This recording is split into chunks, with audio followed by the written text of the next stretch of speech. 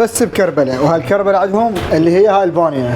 هاي بانيه اسمها؟ بانيه احنا نسميها، هي داطلي بانيه بس داطلي بانيه. هالكربلاء يسمونها هاي بانيه. بانيه اي. انا هالبانيه بش كيلو مالتها؟ 5000 دينار، هذا اهم شغلنا. والله بلاش 5000 بانيه. خويا النص ب2.5 والربع ب1000 وربع. خلينا ربع. شوف اعطيني هاي كاسه من ربع عباس. انت بس شوف لي اللمعه مالتها ما شاء الله. شوف لي الجمال مال البانيه. حلو. هاي صفة التصفيق هالشي؟ لا لازم هو هاي التصفيق.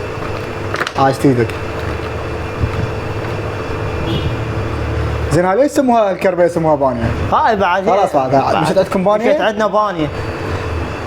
بانيه باللحم. بانيه باللحم. اي. بس شلون بانيه؟ خبر هاي كله شغلنا زيوتي، نظافه وترتيب، الله شاهد. والله وزين شوف ربع. هذا ربع زايد. شوف بالعافيه. هذا الربع ب1000 وربع. يا محسوني الورد. حبيبي زيودي. انا وين بالمضبوط؟ حي الامام علي. خوش. حي الامام علي بصفر الصمون مال سيد رسول بركات المصطفى. خوش. قريب عليه اسواق برتقاله، يعني قريب على أسواق برتقالة. فرن الصمون هذا محل صاير.